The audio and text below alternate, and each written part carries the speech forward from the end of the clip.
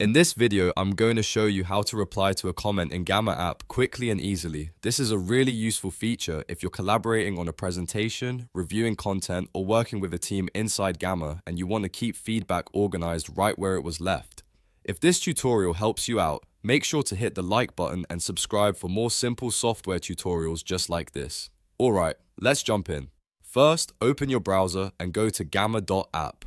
Once the website loads, sign into your Gamma account using the email address connected to your workspace or projects. If you're already signed in, you can move straight to the next step.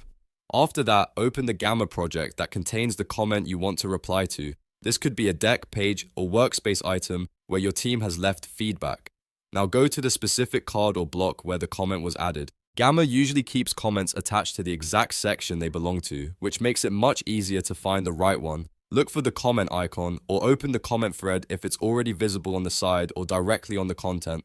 Once the thread opens, find the exact comment you want to respond to. From here, click reply or just click inside the reply box under the comment. This will activate the input area so you can type your response. Write your reply clearly and keep it focused on the feedback or question in the thread. If you're working with teammates, this is a great way to confirm changes, answer questions, or add extra context without starting a separate conversation. After typing your reply, click Send or Post, depending on what Gamma shows on your screen. In some cases, you may also be able to press Enter to submit the reply right away.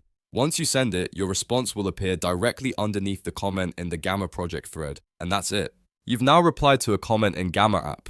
It's a simple process, but it's very helpful when you need to collaborate efficiently and keep all feedback in one place. If this video helped you, don't forget to like the video, subscribe to the channel, and turn on notifications so you don't miss the next tutorial. Thanks for watching, and I'll see you in the next one.